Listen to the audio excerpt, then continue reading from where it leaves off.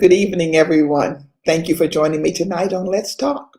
Listen, hit that share button, invite someone to come on and be with us tonight. Tonight, we're going on a journey. Well, the whole month of May, I've entitled The Journey. What you're going to see in the month of May are many of my guests who have been on a journey, people who have waited. I have a lady that's coming who's waited 14 years to have a baby.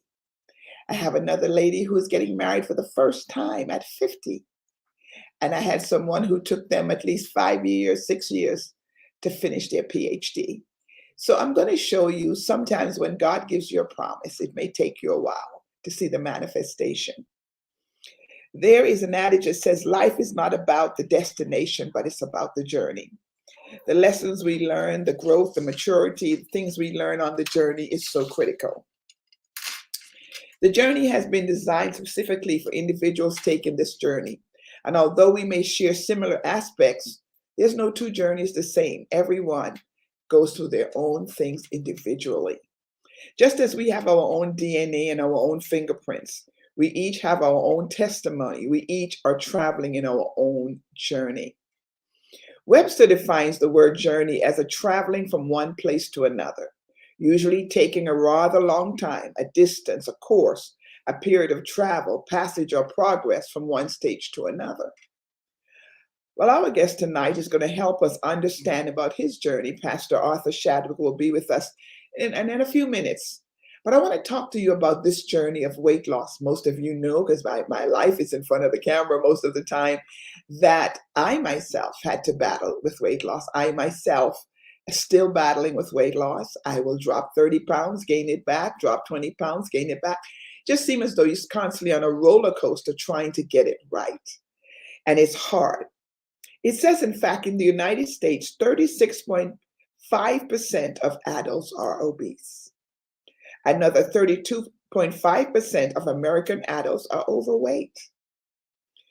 In all, more than 2/3 of the adults in the United States are overweight or have obesity. This is not a small problem. And for anyone struggling with their weight, you know it's not an easy journey. Because once you're dealing with weight problems, you start having shoulder problems, back problems, knee problems. It doesn't affect one area. Then there's the blood pressure. Then there's that type 2 diabetes. And there's so many things that obesity begin to open the doors over your life for. Heart condition. So obesity is not something to play with, but it's not an easy journey. Anybody who's ever tried weight loss knows it's not easy. And then you have the people that think because you're overweight, you just sit there and eat all the time or you pig out, And the truth is, sometimes it's just a faulty metabolism. Sometimes it's just not eating the right things, but you're not just sitting there and pigging out, because I know that was never my problem. My husband snacks a whole lot more than I do, but he doesn't gain the weight. He does really well and he doesn't exercise. I'm the one riding the bike. I'm the one, but it takes me so much more now to burn calories, so much more to walk this journey through. And so I've come to the place to say, you know what? It's my journey. One thing I'm never going to do is give up on myself. I want to continue the journey. I want to make sure that I'm always working on it. I'm always moving, always trying to walk, always trying to exercise, do something that's going to make the difference. And I thank God for that. When I went back to the doctor, he said, you've dropped the 10, 12 pounds. Stay the course. Your A1C is good. You're doing well. Stay the course. But the course every day is so different. There's some days that when you're battling with obesity, you can go through something emotional. And I was a comfort eater. If I am going through something and I'm being tested, I find myself, I'll pick up something, I'll eat it. I'm not even hungry, but I'm eating. And so I've had to go back. I'm now with a nutritionist, learning how to even re-eat. And so sometimes the journey is difficult when it comes to being overweight. Years of battling with obesity and still never really conquering it. But don't ever give up. Don't stop. So what is so courageous about Pastor Shadwick being here with us to share his journey, that he's still on it?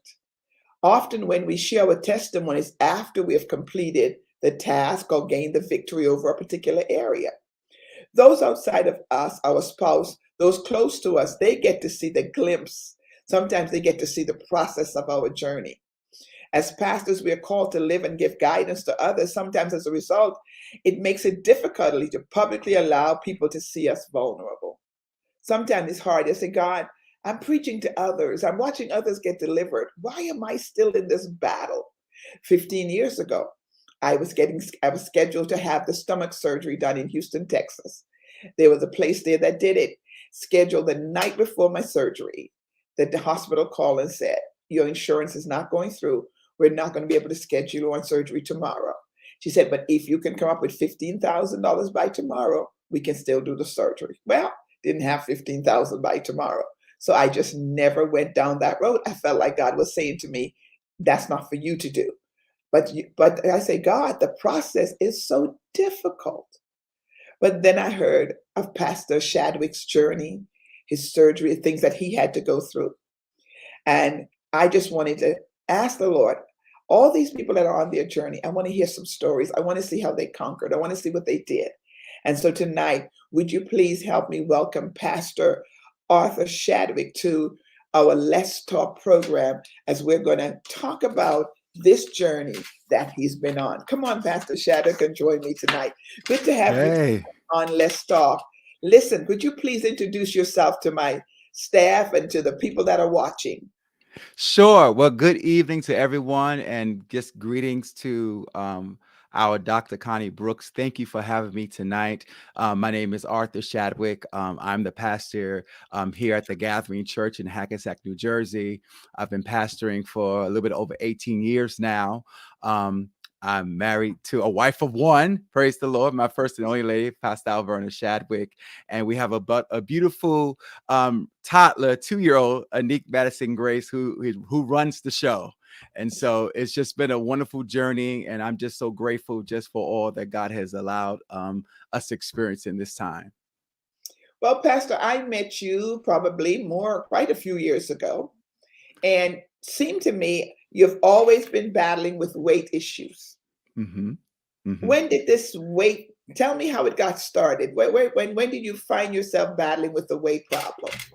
Well, I've been obese all my life. I'm 43 years old. And so I would probably say for 40 years, I've battled obesity. It's been something that has run through my family. I can show you pictures of relatives 3 and 4 generations back. And so, we would just say we big boned, but there has been this sense of obesity that runs in my family. It doesn't affect everyone, but some relatives it does. And it affected me when I was a child. I remember going shopping with my parents to Sears or to a local department store. I'll be in the Husky section. When I was a teenager in high school, I was already wearing 3X and 4X size shirts. So it was something that I battled pretty much most of my life from a child until now. Wow. So, what made you start the journey?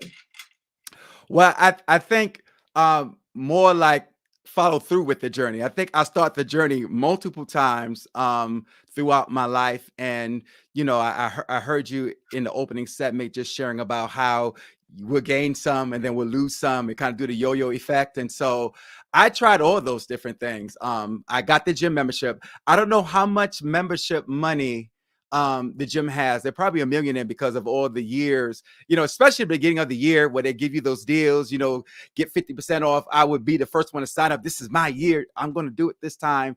And then by February, that New Year's resolution goes out the window. I tried eating fads. I tried, reading different books, Atkins diet. I mean, I can go through the whole list. Intermittent fasting, so many different things I've tried, but I never followed through. It wasn't until last year, 2021, going through the midst of this pandemic, that I was sharing a teaching series at our church. And since 2020, the Lord has been giving me themes for the year. 2020 was the word soar. 2021, the theme for the year was recovery mode. And as I was praying and sharing that message, I said, Lord, how can I encourage the people to go recover their stuff if I'm not going to at least endeavor to recover what you have for me? And I knew that particular area of my life was my health. And I knew that I really want God to really do something in that area of my life. And so that really began the journey. I remember the day, March 11th, 2021. That began the journey of me where I am today. And so in March, what happened? March 2021, that was last year. What happened when you say you decided? Did you find a nutritionist? Did you find a doctor? What did you do first? Okay. So the first thing that I did was I got a doctor. So I went to the doctor.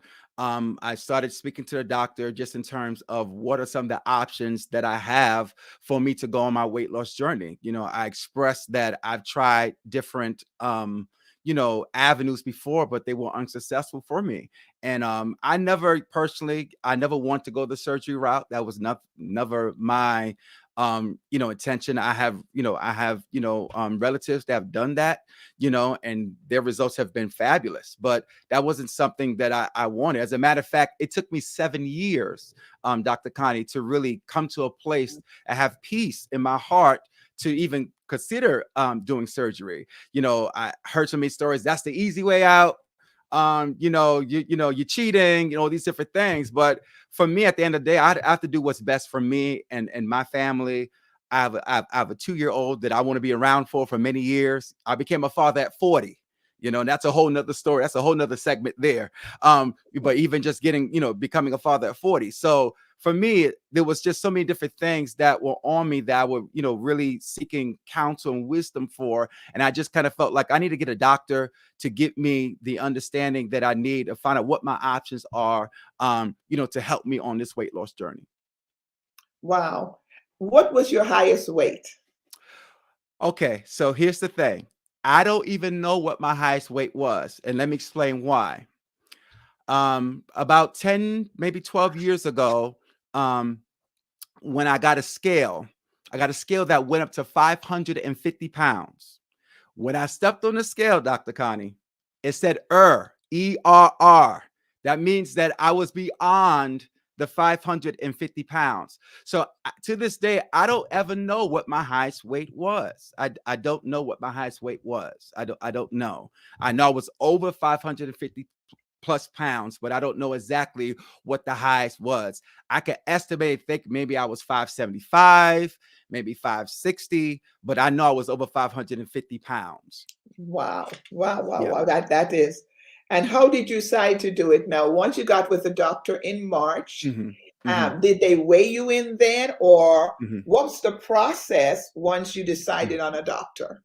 Well, let me just go back just about 4 or 5 years. I did lose some weight about 4 or 5 years ago. I lost about 50 or so pounds, and so I got down to when the scale started reading, it said 549, and went on down. I got down to 500, and so I stayed around like the early 500s, 505, 510 or so, like that. And that's what I've kind of been maintaining, that 50 or so pound weight loss for a number of years now. Okay.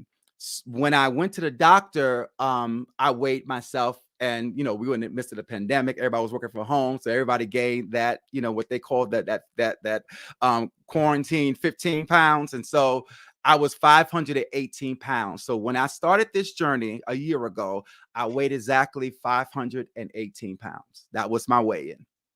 Wow. And so then when you got that weight and you talked to the doctor, did you have to lose weight before the surgery? Yes. What? Okay. Yes. So in order to do the surgery, I had to lose about 40 pounds.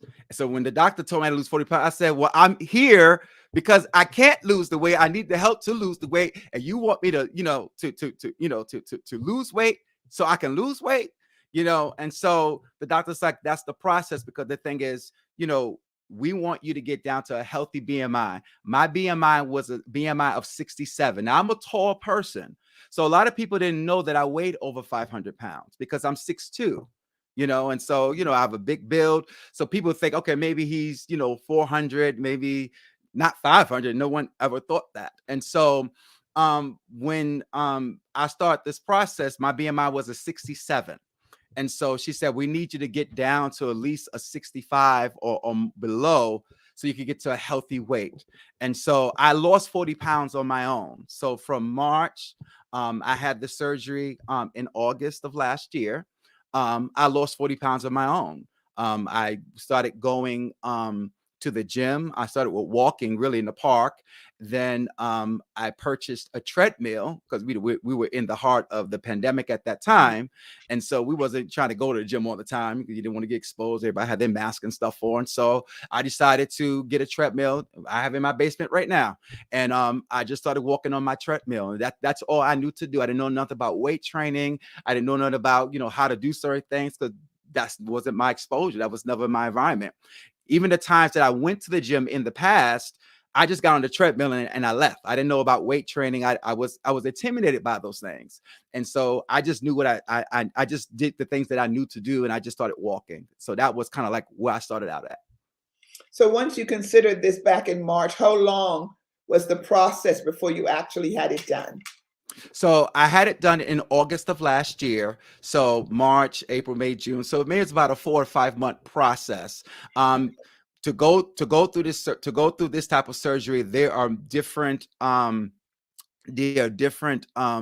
clearances that you have to have. So one of the first things I had to do was get a psychological clearance because I want to make sure that you are straight in your head. They want to know your story and your backstory. And so that was very cathartic for me. Also, they're checking your heart. They're checking your vessels. They're checking, do you have sleep apnea? I had to do a sleep test. I found I had sleep apnea. I didn't know I had sleep apnea at the time. So for years, I would stop breathing in my sleep. Didn't know that was sleep apnea. So I found I had sleep apnea and severe sleep apnea at that. I mean, it was to the point where the doctor said, you cannot lay on your back because if you lay on your back, you might not wake up. So it was that bad for me. Praise God, I don't have sleep apnea anymore. I got cleared in February. So I actually packed up my CPAP machines. I don't even use that anymore. To God be glory for that. But these were the things, the discoveries that I was having and wondering, why would I feel the way I would feel? Why would I wake up, on a Monday and have a severe headache? Because you wasn't breathing in your sleep. Why would I wake up with all these aches and pains and different things happening? Because there was so much stuff going on in my body that I was not necessarily aware of because I was not taking care of myself. Do you feel like when the pandemic hit, it made you more concerned about having the surgery done? Were you Yes, concerned about if you got COVID, would you survive COVID? absolutely. I mean, when COVID hit, and I mean, it hit close to me because there were colleagues, there were pastors that were dropping dead. One thing the Spirit of the Lord spoke to me, he said, I'm changing the guards in this hour. And so there was a changing happening. And so, I was very concerned. I didn't share this part, but at the age of 29, I was diagnosed with diabetes, and so dealing with diabetes, just seeing people who had diabetes die because of COVID. These were so many different things that were, on my mind. And I think all of that was a culmination of saying, let's make the choice, let's make the decision. I was really looking to have the surgery in 2020, but because of the elective surgery process got canceled because of the pandemic, Yeah. I didn't, we got pushed to, 2021. But it really gave me some time to really consider, really count the cost of me doing what I've done and where I'm at today. So are you still a diabetic now, or are you still on No, diabetic? no, How is your no. blood pressure? My blood pressure is 107 over 60 something. I have no blood pressure. I have no more diabetes. No more sleep apnea. All that is gone by the grace of God. By the grace of God. Wow, wow, wow. And so now you started out about five. So you've lost 190, did you say you've lost so far? 190 pounds. I'm 327 pounds as of this morning. Wow, wonderful. Yeah. How do you feel though? How do you feel? How, because I know there's excess skin and you have to deal with all of that. Will you have Mhm. to have other surgeries? I will. So I will have to have plastic surgery at some point. I'm trying. My first goal weight is to get to 318 because that's 200 pounds, and so that's my first goal weight. Next after that, my desire is to get under 300 pounds, so about 280 or so, where I want to be. I don't want to get, there's some people who go all the way down to under 200. I don't see myself going that far down. Um, you Right, know, right. You're you know, so tall. I'm Yes. tall, so I don't want to look, just me, So, my wife said, leave me something to hold on to. So I'm gonna leave a little something to hold on to, but As tiny as she has a lot of nerve. I know. exactly, Wonderful. exactly. But you've been married for what, 20 years? 20 years this What September. role Yeah. did your wife play in supporting this journey that you took? Oh, my wife has been a gem, a jewel to me. She has been so supportive of me on my journey. Now, for those who don't know my wife is very into her body. She's, she's a praise dancer. She was a praise dancer when I first met her at church, and so she still does praise dancing, as well as she's an educator. So she's on her feet all the time, and so for years she'd be going to the gym, going to her aerobics classes, different things. I'm like, you go ahead and do that. That's not my thing. That's your thing. You go ahead and do that. But she's been very supportive for me for many years. And then when I made a decision to say, honey, this is what I feel like I need to do, she said, I'm with you. Where we need to adjust in the house, we adjusted our diets, we adjusted everything. And so she has just really been that support that I've needed to help me, and I've been telling people, whatever journey you are, whether you go the weight loss journey way in terms of surgery or just natural, I was morbidly obese, so I had to get rid of excess weight, so this was the choice that I believe the Lord had for me to travel down, and this is the decision that I decided to make. But you have to have a supportive community around you, to help you, and my wife was definitely the backbone of that community. It continues to be for me to this day. And so now that your food has changed, how do you all manage that at home? I know Oh, you can only have small portions. I know most people that I know have the surgery, they have to start out with very small portions. Are you still mhm. on that where it's just small portions? So I had the vertical gastric sleeve done. So basically your stomach goes from about 40 ounces down to, about, you're cutting your stomach about 90%. So my stomach can only hold about 6 ounces worth of food or liquid. So the way I used to be able to guzzle a bottle of water, I can't do that anymore. I won't never be able to do that again. So I just have to take sips and this different type of things. So the portion sizes are smaller because really I can't, when I first had the surgery, I could even eat one scrambled egg. Like I couldn't even finish one scrambled egg because your body's still adjusting to everything. Now I'm yesterday I made 9 months out. So I'm 9 months out. So pretty much now I'm able now to just to eat what normal people eat, not the same portion size. So I eat off like a cake plate. My wife eats off of like an 8.5-inch plate. I eat off of maybe a 5.5-inch plate. So my daughter's a toddler. We eat about the same amount of portion. So we eat off the same plate. But are you able to eat meat? Are you able to Oh digest yeah. meat? Oh yeah. Meat, pork, chicken, you name it, seafood, crab legs, mom, everything. I can eat it all. You're allowed to have all of that. So Yes. how was the Yes. adjustment though? Remembering these portions, how Mhm. was the adjustment to do that? So one of the things that I admired about this surgery and about just the support team that I work with a nutritionist, my surgeon. I also have a personal fitness trainer that I have as well. So I have a team of people that I work with. One of the things that that happens after you have the surgery, it's almost like you're starting as a baby again, because you think about what a child begins to eat food, you eat pureed food, and then you kind of build them up to solids. I think about just my daughter, just how we built her up. And so you almost start from the beginning like that after you have the surgery. It's shakes and pureed food and soft food, and you can't eat certain things. And so what it's doing is really reconstructing your idea about nutrition and how you eat your food, and also causing you to really think about, am I really hungry or am I mentally hungry? And understand the difference, because my problem was my problem was that I wasn't a sweet person. you know my problem is I was a carb person. I love to snack. So like, and when I'll snack, I'll just binge eat, and so that was my thing, stress, eat, you're bored, you eat, you're happy, you eat, you celebrate, you eat, someone die, you Sounds like eat, someone me, get huh? married, you eat, so that was just what, We don't even need a what I, reason to eat. We just gonna eat. let's go eat. Exactly. So that was, that was my thing. And so I had to kind of really reprogram myself to say, okay, now that I'm going through this surgery, I'm going through this process. Okay, why are we eating? Why are we doing what we're doing? And so as I begin to, make those adjustments, in my heart, and just even seeing the difference on the plate and realizing that I was really full, because, one of the things that, they share with you is that your body has alarms inside that let you know that's enough. But when you overeat, that alarm becomes weaker and weaker.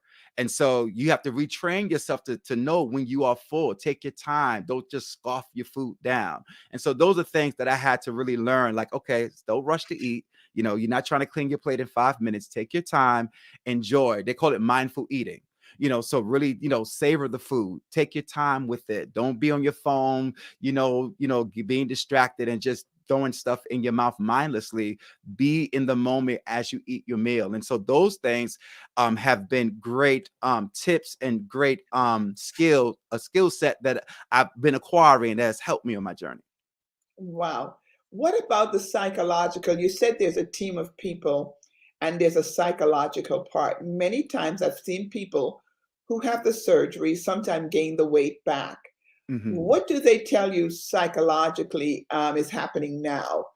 Do you have Hmm. to go to counseling? Is there therapy? What's Hmm. involved in that? Well, definitely, I'm a person. I believe in therapy. You got some people, especially Christendom, just get some oil and lay hands and cast that demon out. And that's one element of deliverance. But there's another element that comes in therapy. And so um, the reason I even decided to get the surgery was because I sought counsel, about just wisdom about getting it. One of the things for me, I speak from my own personal story, was that I realized that the weight that I was carrying was not just physical weights. You know, we carry so much stuff, trauma. We carry our childhood. We carried, bad experiences. Even good things we carry, and so those things often create the atmosphere, the environment for us, to overeat and to make poor choices because of the things that we have endured. And so, going through therapy, going through group sessions, that has really been a great asset to me to help me on my journey. And I still do it. I had a counseling session just a few days ago. So I still do it just to fortify myself. Now I feel like I'm definitely far out. I'm at a place where I'm able to encourage other people, but it also encourages me as I share with other people my journey as well. But as a pastor, your role is to care for others. Do you feel in your process of pastoring you neglected yourself? Oh, absolutely. I started pastoring when I was 24 years old. And so, I ran myself rugged. I did.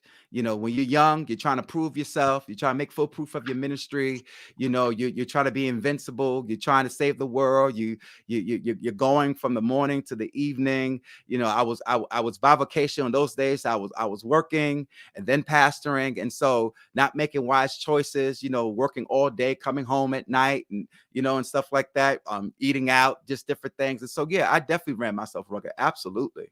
Absolutely. Are you afraid of failing? Do you feel that you can fall back into bad habits? What are some of the safeguards to keep you from falling back into some of the habits? Sure. So absolutely. Fear is something that I battle all the time, thinking about, the past. Some of the things that I have done for myself that has been encouragement to me is in my bedroom, my wife and I room, we have a mirrored closet. And so what I did was I made that an inspirational mirror. And so what I did was I have quotes and sayings. I have affirmations that I see every morning that I wake up. Every time I wake up, I see those affirmations. Those are things that kind of help me to fortify myself. I'm an extrinsically motivated person. Some people are driven internally, they have an internal drive. I'm a person that I need to have things around me that drive me. And so I have to make sure that I feed myself those affirmations, the word of God, put myself in those environments where I could continue to feel my, my vision and the passion that I have. And so those things have been helpful for me. Downstairs in my gym, I have a wall of inspiration that I made downstairs. And one of the things that it says, one of the quotes that I have, there's a remember your why. Remember your why. Why are you doing this? Why are you doing this? And so those are things that I like help that. me. Remember your why. Why are you doing this? Remember your why. When you feel discouraged, when you feel like you don't want to do, like today I didn't want to I didn't want to work out today. I'm just like, I don't feel like working out today. I said, you know what? But I'm going to go for a walk in the park. So I speed walked in the park. That's what I did today, right before this interview tonight. I said, I'm going to walk today.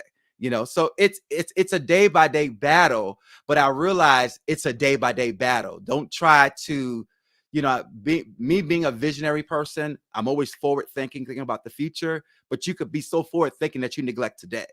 And so I think for me, the Lord was really challenging me. Think about today. That's why people ask, how you doing? I'm taking it one day at a time. Yeah. That, one day at a time. I shared a message a few weeks ago at our church, and I said, incremental steps lead to monumental victories.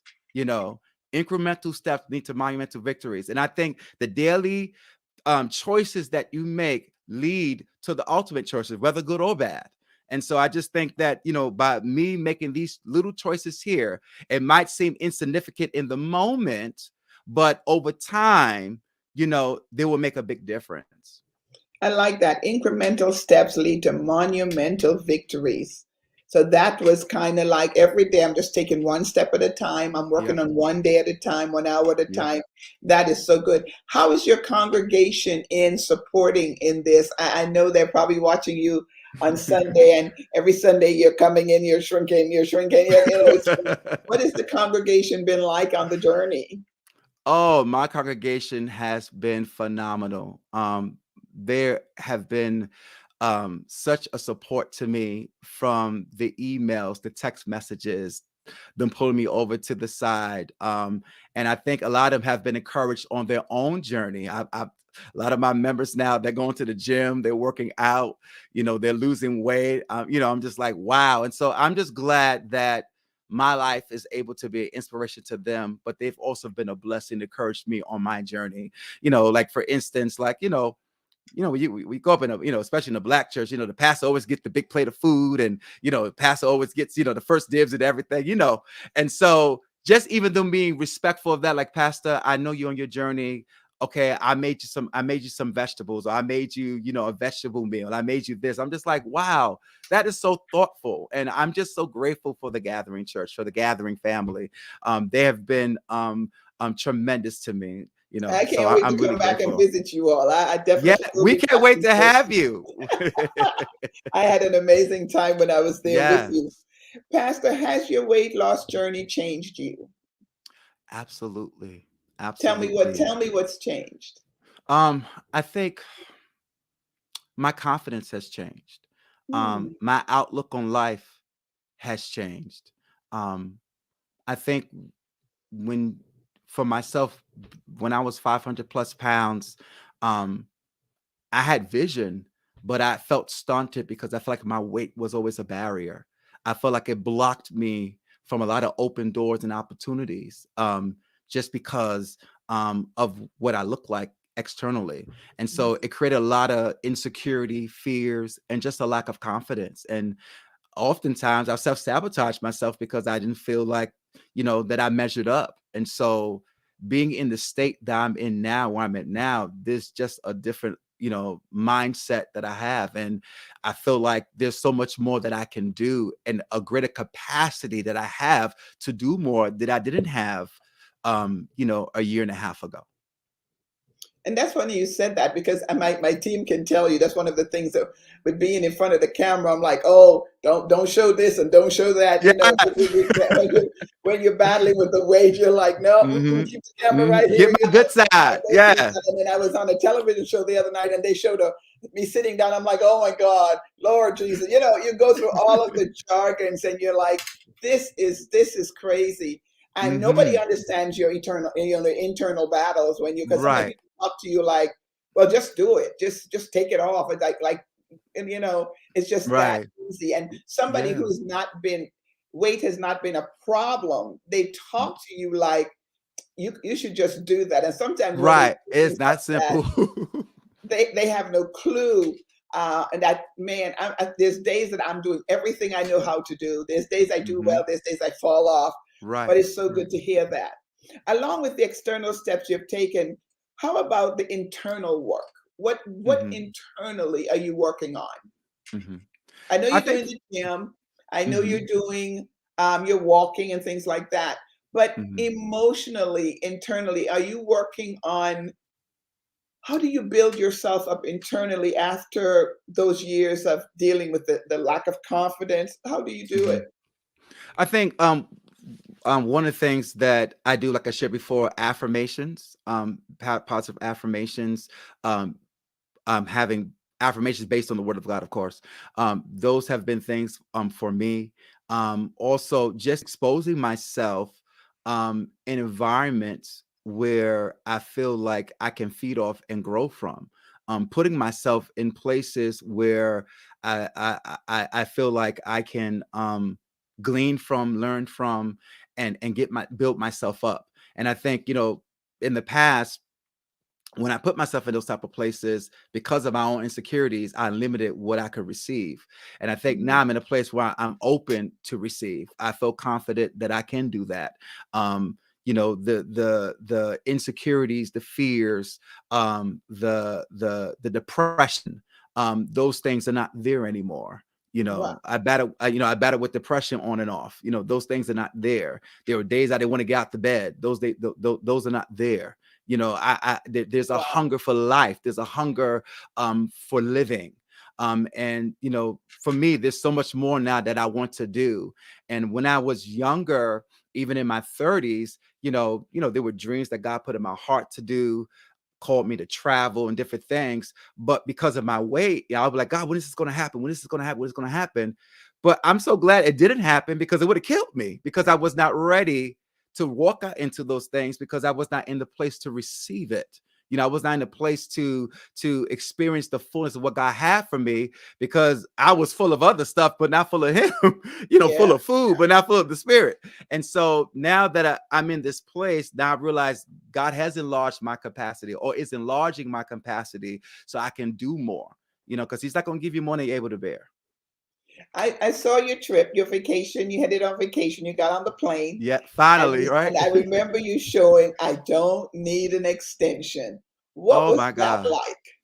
Let me tell you, Dr. Brooks, that was amazing. I An aha had moment. Yeah, that was a aha moment. We call that a non-scale victory. So there was this trip. First of all, let me just say, I've been flying since I was 18 years old.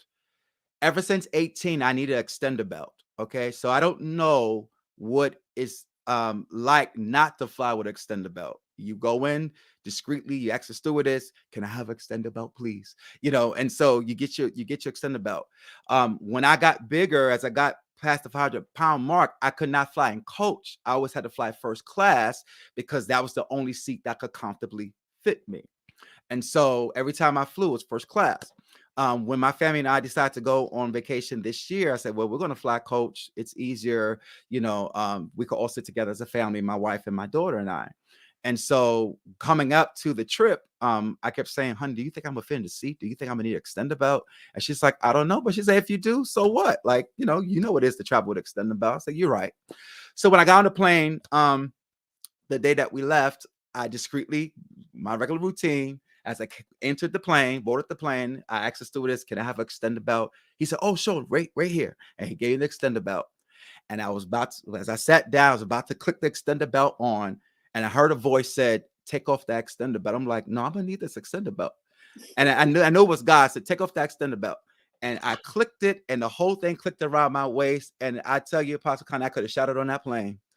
They would that hold me down. You were going And to have church right there, I was right? gonna have church on that There was a plane. victory. Well, That that's was a what you said in victory. your message, that when you do incremental steps, that was a monumental It victory was. for It you. was. That It you did was. not have to get that. Your whole family could sit together. Yep. Yep. That was that. Yeah. That to me was an aha moment. Look Yes. what the Lord has done. Yes. But Yes. it was a journey. Listen, it says you use the adage, the journey of 1,000 mile begins with one step. What would you say to someone who have had this journey, have got, what would you say to them? Give us maybe one or two steps that, you realize when it was time, maybe the right time. What Mhm. was it that you would say to someone that will help them get started? Right. Um, I would say this. I had many failed attempts at weight loss, like I shared, over 40 years. I'm 43 years old by the grace of God. I had many failed attempts. I think what made it a difference for me this time around was that I included people on the journey with me. I think all those attempts in the past, I tried to do it on my own, because of shame, because of fear, because of my own insecurities. This time, what I decided to do, I got my friends involved, I got my family involved, um, and I got my church involved. And so it was me being transparent about the change that I wanted that gave me the strength, the support, and the accountability that I needed, to forge ahead. If I did not have that, I would not be sitting before you tonight. I just would not be. I would still be in the corner, defeated, another failed attempt. But because I chose to be vulnerable, and that's hard for us, especially pastors. It's hard for us to be vulnerable and just be vulnerable about where I am. This is my struggle. This is where I am. I think that was the beginning of my true healing and my deliverance that I'm walking in now. I'm not there yet. It's like I said, it's a day by day process. But if you just make a small step to move forward, I really believe that God will honor your step. And that's why I say the journey of 1,000 miles begins with one step in the right direction. God does not ask you to make 1,000 steps. He's just make one step. Draw nigh to me and I will draw nigh to you. And you just make that step. My first step was calling that doctor. My next step after that was getting a treadmill. Now I've built a home gym. I have a whole gym. I got weights. If I go to the gym now, I don't feel intimidated.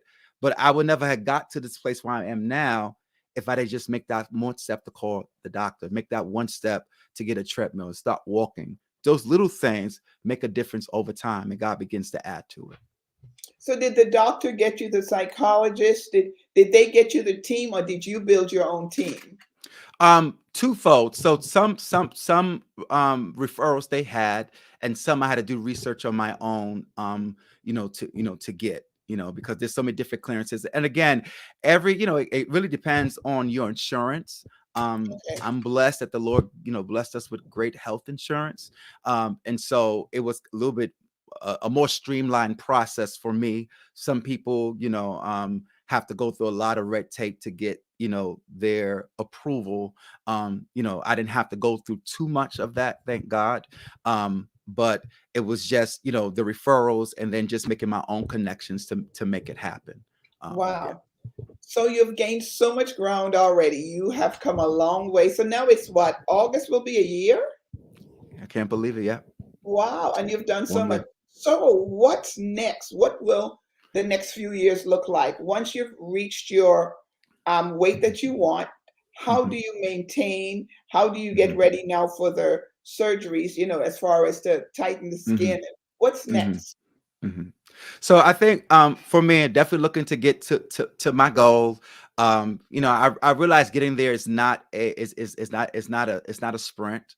It takes time, and so sometimes we could be hard on ourselves, because even when you go through weight loss surgery, you do hit stalls, and so I've hit a couple stalls along the way. But it's just really your body adjusting, because you're losing the weight so rapidly. It takes a while for your body to adjust. As I look forward, in the next few years, I will have to go through some form of plastic surgery. I don't know exactly what I'm going to do. Definitely got to do the tummy. So, when I have that beach body, I won't be able to go to the beach without a shirt on, Apostle. Like, that's That would be another aha moment. You'll be that'll be able to another do aha it. moment, right? Right. You'll be able So, to do that. yeah. So look, Absolutely. definitely looking forward to doing that. But yeah, plastic surgery definitely tied up some of the definitely I have a lot of loose skin that I'm dealing with, but I rather deal with loose skin than dealing with some of the other health elements and different things that I was dealing with before. once I get to my, once you get to your weight loss, it's really more maintenance after that, they tell you. So really what they've been doing for me what I've been doing these 9 months, it's really building up my new dietary plan. So this is not something that once I get to my goal, okay, you can stop and I go back to what you used to do before. No, this is now my life. This is now my choice. This is now what I do day in, day out. This is what I'm going to do for the rest of my life. This is the plan. And I think what happens is the reason so many people gain back the weight is because once they get to their goal, and I always say this, it's like being on a slippery slope. The moment you get comfortable and think you got it, the moment that you think, oh, this is it, I'm good now, it's the moment that you're slipping, you're falling, you'll make a poor choice. So I think that's why I say if you take it day by day, once you get to your goal, you realize, okay, now I'm just going to maintain this. I'm going to continue to do what I did to get here so I can stay in this place and not move out of where I need to be. Wow. I have one other question for you, but I'm going to ask my team if they'll be able to get me a before and after picture. If you would like our people to see a before and after picture, ask them if somebody can show me something on that. I don't know if they do. I did pull up something today. And do you have one, Pastor? I do. I Okay, can. can you I show it to us? Because I want to Yeah. ask you something about the baby, but I want to see what you have on the before and after. Okay. Let me see if I can pull this up for you. Um, this is me. This is maybe about 12 years ago. This is why I was over 550 pounds. Okay, okay. Yeah. This is why I was over 550 pounds. So this is my before picture. This was me at my heaviest. That was me at my heaviest. Okay. Yeah. Is there another one on the journey that you have? Sure. Let me see if I can find one for you. Um, Wow, that was so interesting. yeah, yeah, that was You me. look so different now from that. My goodness, it's so wow. This was right before the pandemic. This one here. This is my official photo. This was right before the pandemic. We took this in 20. This was 2020, 2019, 2020. We took this, so that was right before I started the process. Wow. Well, just Yeah. glad to see that. Now I have one. No, I know we don't have much time. We maybe got about 5 more minutes for me to talk to you. But you've Yes. been married 20 years, Yes. but it took you a long time to have your baby girl. What Yes. what, what happened there? I just want to know, was it Uh, you all were waiting or was it different things you had to go through? Because that looked like okay. that was another process for you. Oh, that was definitely another process. My wife and I, we got married in our early 20s. And so it was a 16-year process to see our daughter come forth. We suffered 2 miscarriages. My wife, she can share her own story about just battering uterine fibroids and just some of the things she dealt with in her body. And so it was a process of just surgery, miscarriages, burying our son. It was just a lot that we went through to get through that process. And even when my wife got pregnant in late 2018, she spent over 3 months in the hospital carrying our little one. And we just watched the hand of God just cover her womb throughout that process, where there were moments where she was bleeding and it said this was it. And I watched the hand of God stop. There were moments where the contractions were less than a few minutes apart, and I called the intercessors to pray, and they begin to space out. And it was so funny because a few months after we had our daughter, one of the nurses that was there saw us at the supermarket. And so she said, "Oh, you had the baby?" It's like, "Yeah, we had the baby." She said, "Oh, you had a premature baby?" It was like, "No, God kept that baby until full term." And so just watching how God, just blessed us as we held on to his promise, for children. And we still believe in God. We still believe in God. It's definitely been a journey of faith for us. But just to have this blessing now, the process, sometimes when God takes a while to do things, you will appreciate it more once you have it Could you help to keep things in right perspective. But I would encourage anyone tonight, if you believe in God for children, hold on. Don't give up. It was 16 years for us. 16 years, 16 Well, long, arduous years. I'm telling you, Pastor, I'm getting weepy. I gotta watch Oh, myself don't here start.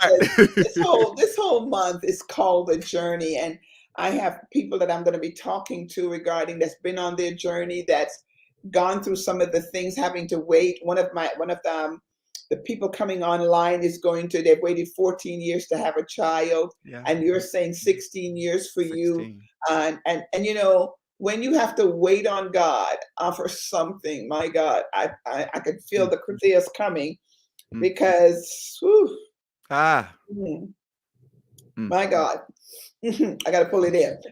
You can feel the tears coming because you realize sometimes when you're on the journey and it's taking you so long to see the promise manifested, but to keep the faith, to stay the mhm. course, sometimes can be difficult. But Yeah. when you look at your little baby girl, she's here Mm, now, even yeah. all the things that you all have gone through. You lost a Mhm, son, you had to go through mhm, all of this, you're battling with the weight loss, but mhm. now you're at a season in your life where you see the hand of God has manifested things that you once prayed for. Once you once prayed for, you're actually seeing it, Yeah. and, Yeah. and you're Yeah. enjoying it. You're enjoying the Yes. journey. So I'm Yeah. so glad, Pastor, you joined us tonight to talk about your journey. I am believing God. Stay the course. We're praying for you. Can't wait to see your church family again. And Yes. I know I'm going to have to talk to your wife about her journey, because I'm sure Yeah. Oh, between the yeah. baby and you watching all of this manifest for her, it's got to be Mm. something that is it's just been amazing. So, Pastor, thank you so much for joining me tonight, Thank and you I for really having me. appreciate you sharing your story. Please say hello to your family for me. I sure will. Blessings to you, Apostle. Thank you. Thank you. Well, I was getting a little weepy there, because so many times when you're on a journey and you start and you stop, you fall off the wagon, you get frustrated, you throw in the towel, you feel like, when is it ever going to happen for me? When am I ever going to conquer this thing, or whatever? There's a financial thing, a weight thing, wanting to be married, wanting to lose the weight, wanting to have your hair grow. What is it? What is it? What is it? Your thing that you are in waiting for God. You're waiting for God to do for you.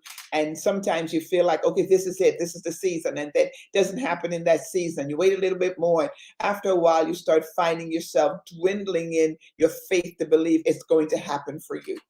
Well, this month, I really want you to take a journey with me in the lives of people who had to wait.